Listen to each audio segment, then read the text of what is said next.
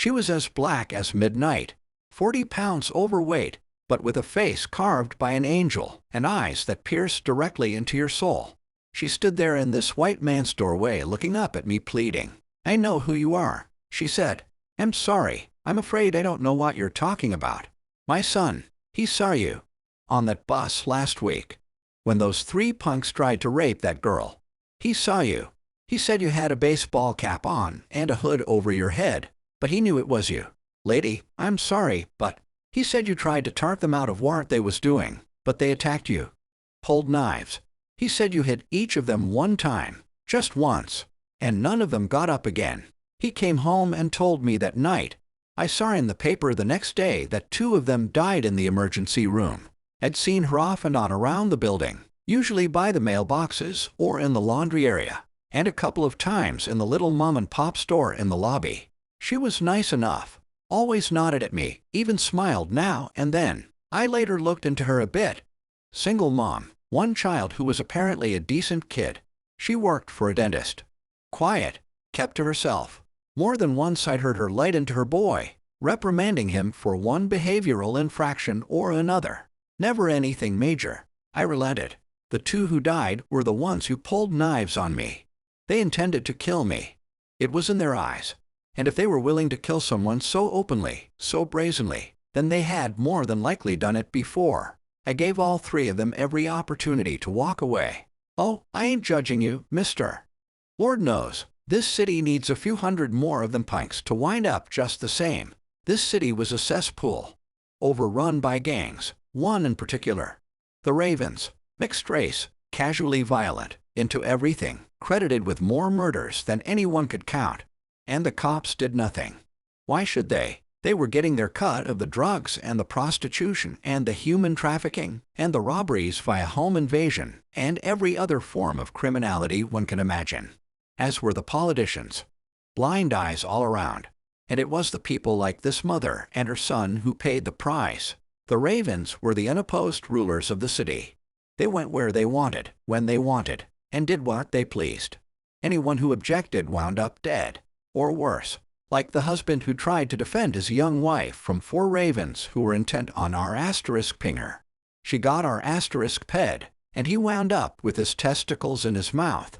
Or the young woman on the subway who refused the groping advances of 3 ravens who penned her in. She got her face splashed with acid. Or the old lady who tried to hang on to her purse when a ravenous shoal tried to yank it off her shoulder as he ran past. He pulled a machete and hacked off her hand. Yeah, welcome to this city. You said you need my help. Why? What can I do for you? It's my son. They won't leave him alone. He won't leave him alone. Them ravens, they mean for him to join them, but really ain't like them. Don't want nothing to do with them. He's a good boy. He told them he don't want no part of them. Begged them to leave him alone. They beat him last week. Bad. Said if he don't join them that they'll kill him. And me, too, and that's what scares me. Oh, I ain't worried for myself. What worries me is that them saying they'll kill me is what'll get Ruley to give in to them. And mister, he does that. He's as good as dead. Ain't no way out of that gang except through a funeral home. My boy's a good boy. He gets good grades in school. Always helping me, even when I don't ask. He can't stand up to them animals. That's why I need your help. She stood there staring at me, the pleading in her eyes palpable. Please, I can't pay you nothing, but I'll do anything I can to make it up. Clean your place, do your laundry, cook for you, anything. Just please, help my boy. Ma'am, there's at least a couple hundred of them spread across this city. And one of me. Yeah, I know. Makes me almost feel sorry for them. At that, I chuckled. I looked into those beautiful, pleading eyes. Okay, I'll see what I can do. But I can't promise anything. Ain't asking for no promises. Just you saying you'll help will let me sleep for the first time in weeks. She reached out and grabbed both of my hands with both of hers. Thank you, Mr. Porter. Mr. Porter. Thank you so much, Mr. Porter. So I started tailing Rully. Like I said, decent kid. 15 years old. Held the door. Smiled a lot. Said please and thank you. Little things, but it's the little things that are a window into a person's soul. It didn't take long. Second day, Rully was walking home from school. 3 ravens stepped out of an alley and blocked his path. drooping pants, ripped t-shirts, chains around their necks, tattoos, brand new sneakers. The apparent leader, tattooed face, spiked purple hair, holes in his ears the size of manhole covers, studs in his lips, eyelids, cheeks, and nose, spoke up. "Yo, Rully. Sup, my man. Zero sayin' he wanna talk with you. Say you need to be mackin' up your mind. Say he need to figure out what he gonna do with your mama.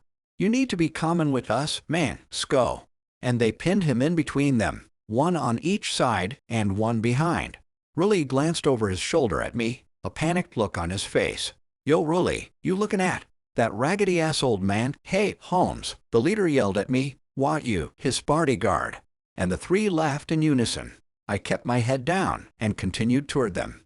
"Ah, F***ck him," he said, and turned back to Raleigh, grabbing his shirt and shoving him in the direction he wanted him to go. "We go see Zero now. And Raleigh, word of advice, my man, you gonna want to have an answer for him.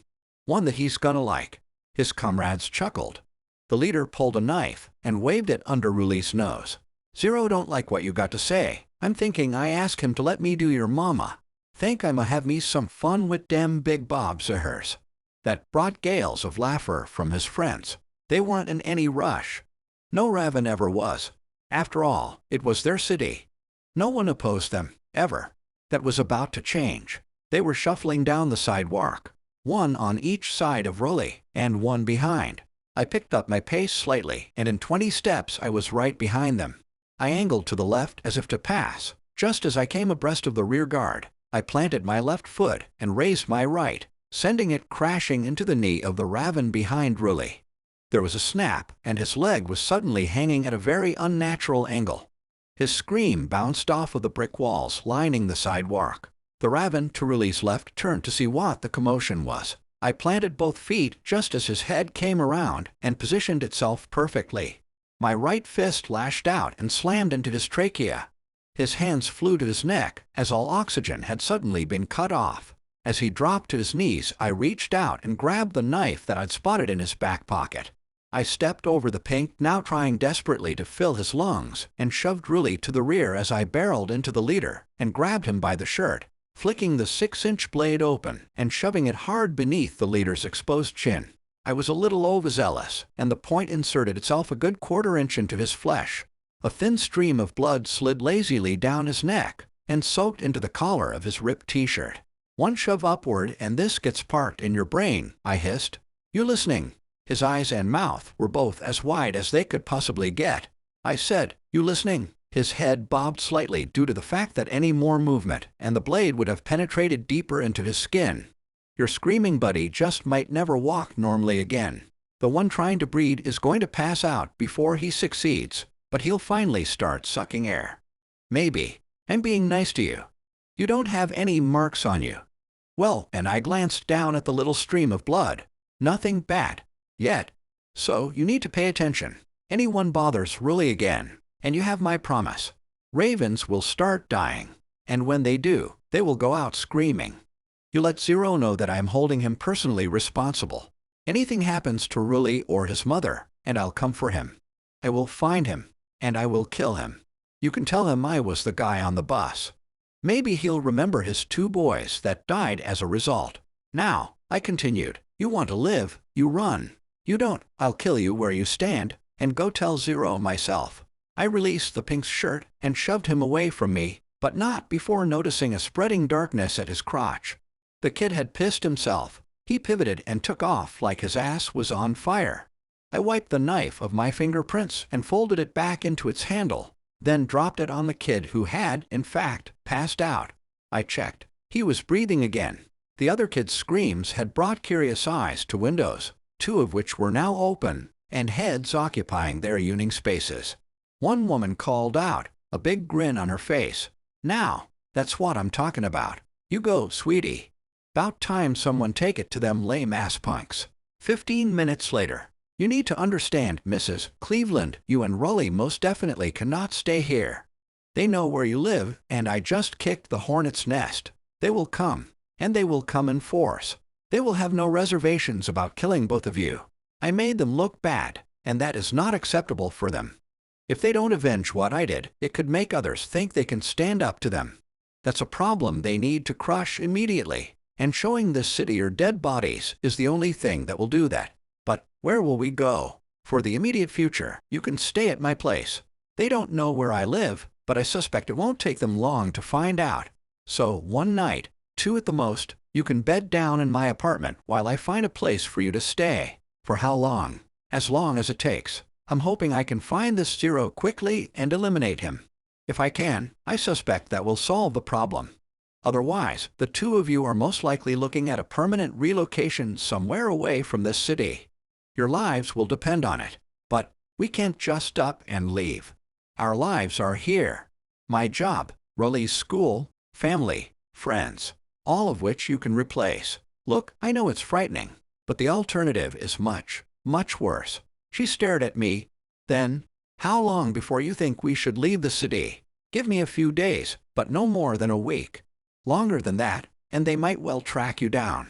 She reached a hand out and stroked her son's face, then looked back at me. We'll do whatever you say, Mr. Porter. I ain't about to let them bastards hurt my son. I'm sorry, Mama, Rolly said softly. Oh, baby, you didn't do nothing wrong.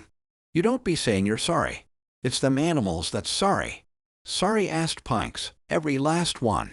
She and Rolly grabbed some basics, and I had them situated in my place in less than an hour. Mrs. Cleveland, Eleanor, Lanny managed to take the meager offerings of my kitchen and put together the best meal I'd had in a long time, after which she and I sat at the kitchen table with a cup of coffee while Rolly sat on my bed and played with his cell phone. I finished my coffee and took the cup to the sink, where I ran water in it, then turned to Lanny and said, "You guys will sleep in my room tonight." She looked at me indignantly. "I will have no such thing.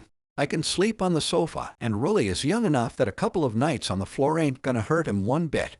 "No need," I answered. "I'm going to spend the night in your place." I'd been mulling the situation over in my head all evening, and had the fragments of a plan forming. A look of concern crossed Lanny's face. "Why on earth would you do such a thing? You said they knew where we live. You said they would come for us. So, why on earth would you sit there and wait for them to show up? Surprise." "What the hell you mean, surprise? He'll be expecting you and Rolly." "Not me." "How you know?" I smiled. "These creeps are not military strategists. They'll figure that I'd follow Rolly whenever he's out, but that once he's behind a locked door with his mother that I'll head off to my own place. But you don't know that for sure. What happens they come through the door and they's 20 of them?" I smiled again. "Most unlikely. A mother and her son. 4, 5, 6, but definitely not 20. And how you go up against 6? I'll have a gun, and I have no problem using it. I'll see how many come through your door. Then I'll take out however many I have to make the odds manageable." She spoke slowly. "You willing to kill them? I killed the 2 on the bus. And I warned the kid with the purple hair that if anyone came after you and Rolly again, that bodies would start piling up. They won't listen. They never do. And I'll do what I do to keep you and your son safe." Why are you doing this?" I sucked air for a long minute while ancient images flashed through my mind. 12 years ago. Punks just like these killed my wife and my daughter. They took everything that meant anything to me. And I swore that no one would ever do anything like that again if there was anything I could do to prevent it. She was silent for a long minute. Then, "I'm so sorry." I just shook my head. "Long time ago. This is now. Anyway, I need to get upstairs to your place. You lock the door behind me and don't open it to anyone for any reason. Someone bangs on the door and says I need help. You ignore them. If I need help, I'll come and get you myself. Okay. Okay. And thank you again, Mr. Porter." 10 minutes later, I was facing Lanny and Rolly's door, sitting a bit off to the side in an overstuffed chair with a cup of coffee resting on the arm, and my silenced Glock 17 resting in my lap. The lights were all out. First advantage to me. The hallway was well lit, so when they came through the door their eyes wouldn't be accustomed to the dark. Mine would. I sat for almost 4 hours. One thing I'm good at is waiting. Snipers always are. Afghanistan, Iraq. 48 confirmed kills. A few punks tacked onto the list weren't going to get me to hell any faster. I have good hearing. Very good. The padded footfalls and whispers came a little after 2 in the morning. No way to tell how many, but it wasn't 20. I breathed deeply and cocked the pistol, holding it casually in my right hand, aimed at the door, and waited. They slipped a jimmy between the frame and the lock and worked it up and down, finally freeing the latch. The door eased open slightly until, seeing the dark interior, the one who had worked the lock opened the door wide. 3 bodies filled the opening and slowly began easing into the apartment. 2 more bodies materialized around the corner and followed. 5 in all. No problem. Their footsteps rendered a soft crunching noise. Fix that, man, one of them whispered. Plastic, I think. Plastic. Yeah. Must be doing some painting or something. Keep paint off of their shit. Light from the hallway glinted off of at least 2 large blades. Knives, twig and fight and all that. I slipped my left hand slowly to the light on the table next to me and found the switch. I waited until the last body was completely inside the apartment, then hit the light. The brilliance flooded the room and hands flew to eyes to shield them from the sudden brightness. The body in front had a pistol held up and pointed off to my left. The Glock uttered a quiet thud as I shot him in the face. His body crashed to the ground as I barked. The next one that moves gets the same. The last one that had come through the door was standing slightly behind one of the others. He tried to shove that guy out of the way and bring his own gun to bear on me. He wound up laying next to the first guy. Okay, there's 3 of you left. Unless I see everything that I might possibly consider a weapon on the floor in the next 10 seconds, I'm just going to go ahead and kill all of you and head back to my place for a nice scotch. You got 7 seconds left. 2 machetes and a switchblade immediately hit the floor. I don't see any guns. You idiots wouldn't come without guns. 2 seconds. The kid closest to me threw his hands up. Ain't no more guns, man, he squealed. Fredo and Randy had the only guns. We figured it'd be way more than enough to handle an old lady and a kid. I swear. Maybe I believe you. Maybe I don't. All you've managed to do is hit the pause button. Whether you walk out of here or get carried out in a bag will be determined by how happy you make me in the next 60 seconds. What you want, man? We come for the woman and the kid. We ain't looking for you. Yet. No, man. Really. Zero told us to take the kid and his mom. Bring him back to his place. Didn't say nothing about you. But he would eventually get around to me, right? I got no clue, man. Not up to me. That is Zero's thing, man. Between him and you. I just do what I'm told. Like kidnapping an unarmed kid and his defenseless mother so that your boss can do a God only knows what to them before killing them at his leisure.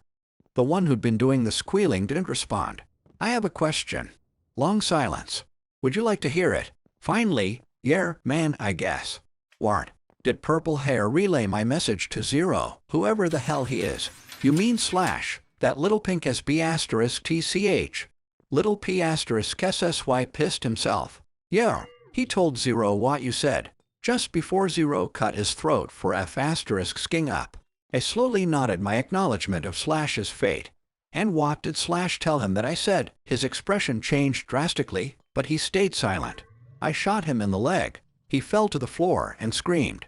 The remaining 2 just stared at him, eyes and mouths wide. The way this works is like this. I ask you a question. You answer. You don't answer. I shoot you.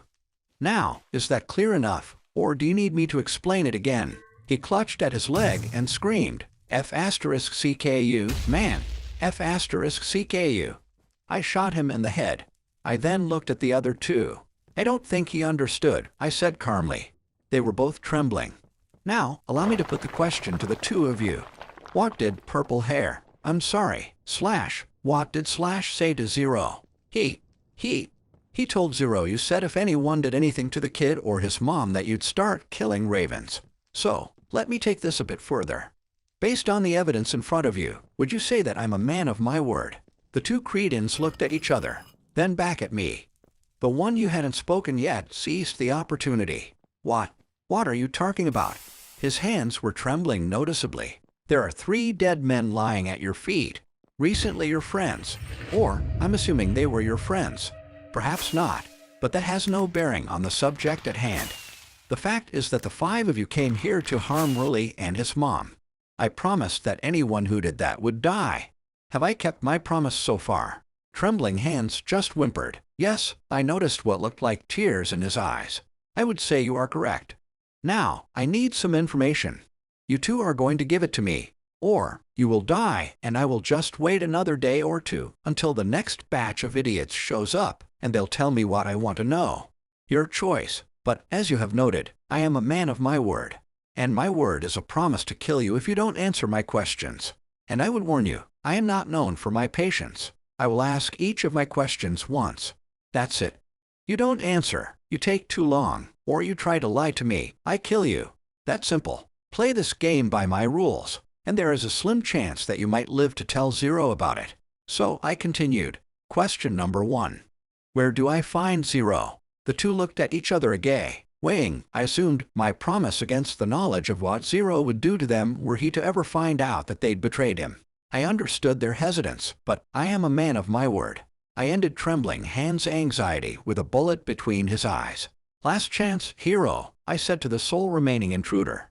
Zero. Where? Mason Avenue, he virtually shouted. The old Trenton building. 3rd floor, down the hall to the left, 2nd door on the right. And how many people protecting him? Usually just 2. Mad Dog and cameraman. Big guys.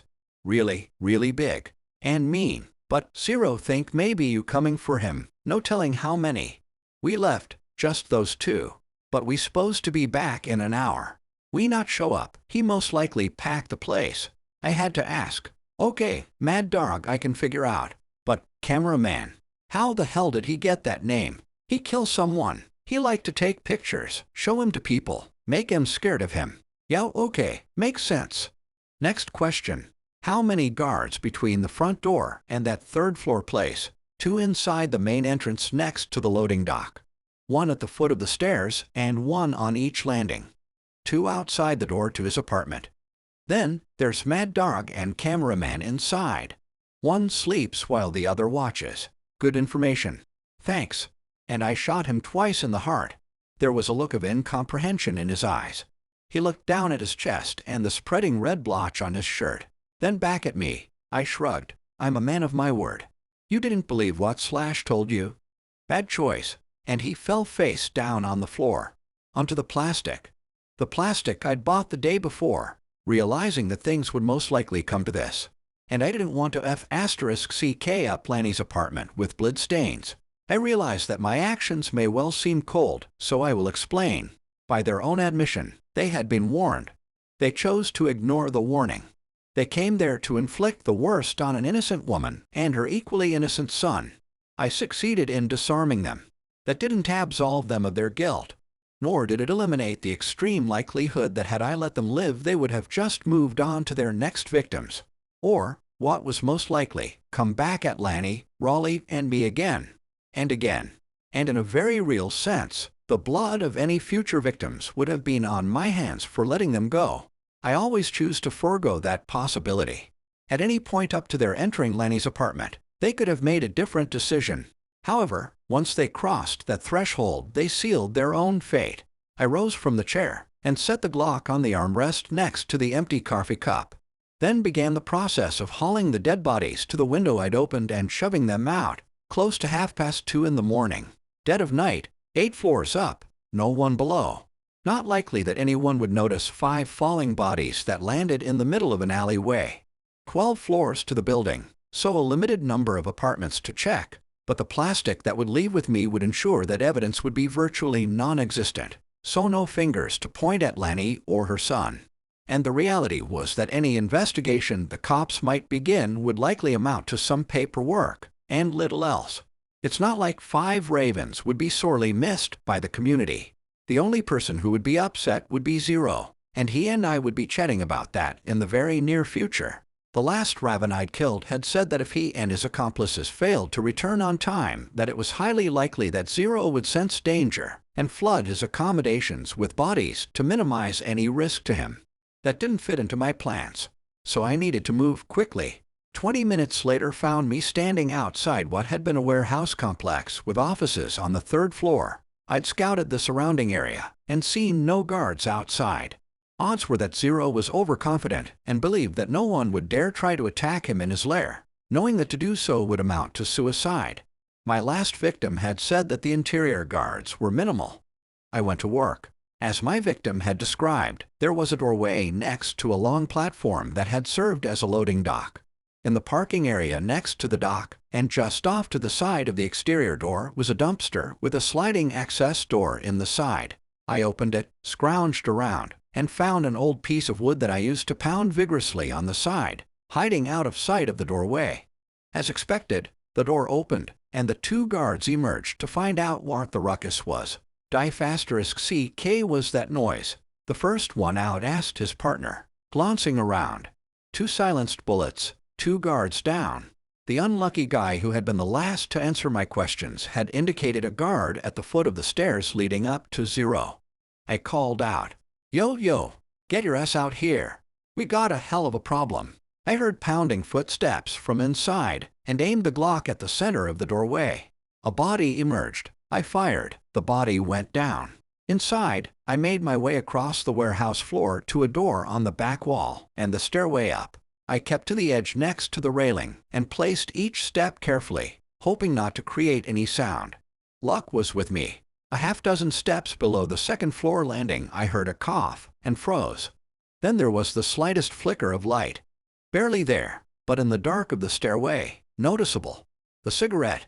A great opportunity. "Yo," I called and pounded up the last several steps. "Man, da hell you doing?" I called, putting on my best fake street voice.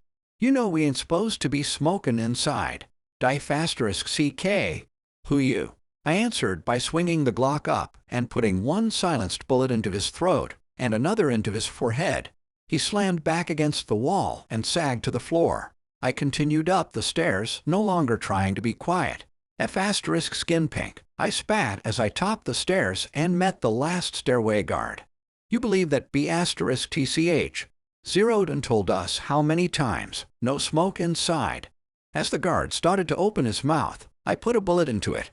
He dropped like a marionette with its strings cut. I kept walking. Throwing open the door to the third-floor hallway, I barged through it like I owned the place. The best way to not be noticed is to act like you belong there. It worked. As described, there were 2 guards outside of 0's quarters, 1 on each side of the door. The one nearest me heard me enter the hallway. From 30 feet away he called, "Where you think you're going? Talk to 0. We got the B*TCH and her kid downstairs. Need to find out what you want us to do with him." He turned toward me and put up a hand. "You hold your ass up right there. I'll go inside and check." In response, I brought the pistol out from behind my back, aimed, and as his eyes flashed the realization of what was happening, I put a bullet in his brain. He dropped like a rock, which exposed his partner behind him. He went down just as hard. I didn't stop, but pivoted to the door and yanked it open, barging inside. The giant sat slouched in a chair playing a video game on his phone. No idea if it was Mad Dog or Cameraman, but whichever it was pitched back in the chair when the 2 bullets slammed into his chest. His partner, asleep on the sofa next to him, never got the chance to figure out what was going on due to a bullet penetrating his skull as he snored. I had yet to break stride. There was a closed door in front of me which I marched up to and threw open, continuing inside to what was obviously 0's idea of a P*SSY palace. A canopy bed decked out in all white, mirrors on all the walls and the ceiling. A lava lamp next to the bed with its globulous liquid drifting in erratic lumps slowly up through amber liquid and then back down. The 60s version of psychedelia. Sprawled across the bed, entangled in an overly plush satin comforter, lay a young woman and a naked man who might have been in his late 30s. The girl looked to be late teens, if that. I chose to assume that the girl was at least mostly innocent, and not wanting her to be able to identify me, I pulled the collar of my black t-shirt up over my nose, then felt around on the wall until I found a light switch, which I flicked up. Light flooded a room. The man I assumed was 0 fought his way up out of a deep sleep. The girl came awake quickly and, seeing the gun in my hand, started to scream. A finger to my mouth, and the gun pointed in her direction silenced her quickly. The man finally came around and stared at me through eyes rigid with fury. "Who the F***CK are you, and what the F***CK you think you're doing? You got an EG**D damn idea who I am, where you are? You're F***ing dead man. You hear me? A dead man." The last words came out in a scream. And yet, I'm the one holding the gun, and you're the one with your D***ck hanging out. I turned to the girl. Get your clothes on, then sit in that chair, I barked, indicating with the gun a chair off to the side. You stay where you are, B***tch. Zero screamed again. I raised the gun and fired, the bullet taking a good half of his left ear off. His hands flew to the side of his head, as this time his screams were of a totally different nature. Shut up, I said calmly, or the next one goes between your eyes. He dutifully complied. I returned to the girl. Do as I told you. Don't cause any problems, and I promise that you'll be fine. I'm not interested in you. I'm here for him. The collar of my D-shirt slipped slightly. I adjusted it back up around my nose. Who the F***ck are you? Zero growled. I'm the reason you felt it necessary to dispatch the late Slash. He jerked his head upward to stare at me. You. He said you were an old man. Old is relative. For example, I would suggest that the young lady there would remark to her friends that you are, in fact, old. The F***ck you doing coming here? You insane. I got no idea how you got in, but no way you get out alive. I'm gonna have me some serious fun filleting your ass. Your associates are all dead. The 5 you sent to kidnap Riley and his mother. The guards outside. Mad Dog. Cameraman. All dead. His mouth opened slightly as his hands still clutched his bleeding ear. A look of incredulity passed across his eyes. That's not fucking possible. And yet, here I stand. There was a long pause, then, so what you want? Money. I got money. I can give you *T loads. You want me to leave the kid and his B***tch mom alone? Okay, done. Just name it. You got it. It had apparently finally sunk in that he was not in control, and that his fate hung by a very slender thread. I only want one thing. Long pause. Zero, okay, yeah, what? I raised the gun and put 2 in his head. The girl screamed, then looked at me, terror in her eyes. I put my finger to my lips, and she went silent. I slipped the Glock into my waistband to allay any fear she had, then stepped over to her. I need you to do something for me. Her voice quivered. What? I reached into my rear pocket and took out an envelope that I handed to her. You have a cell phone. She nodded. Good. I need you to sit right there for 30 minutes. Not 29, not 31. Check the time on your phone. At 30 minutes, I want you to call 911 and tell them what happened here. Wait for the cops. When they get here, tell them everything, but do not give them that envelope. Don't even tell them about it. Keep it hidden. Tomorrow, I want you to go to the offices of the Examiner and give that envelope to the editor. No one else. Just tell the receptionist that you have information about what happened here tonight. Give it to the editor, then disappear. Got it, she nodded, and I pivoted and left, but not before searching the bedroom and the office just outside. I found some cash. No, I found a lot of cash, and something else. I went back into the bedroom and gave the girl a good chunk of the money. Like I said, disappear. Far, far away. I don't ever want to see you again. Understood, she nodded again. And Elvis left the building. Riley and his mom were very hesitant about leaving the city, but I convinced them that it would never again be safe for them to stay there. I handed the remaining cash to Lanny and instructed her to just put herself and Rolly in her car and start driving. Don't tell me where you're going. Don't tell anyone where you're going. Just drive, pick a direction and go. No map, no destination. When you get someplace that feels comfortable, stop and settle down and have a good life. She hugged me tightly. We can't never thank you enough, Mr. Porter. Then don't try. Just go before I get mad. She laughed, then stretched up and kissed my cheek. That was the last I saw of them. The next day, the Examiner published a letter to the editor. Dear Sir, this city is a cesspool. The reason is that the police and the politicians are in league with the criminal element that is currently terrorizing innocent civilians. Their hands have blood on them. I have recently dispatched one of the leaders of that criminal element.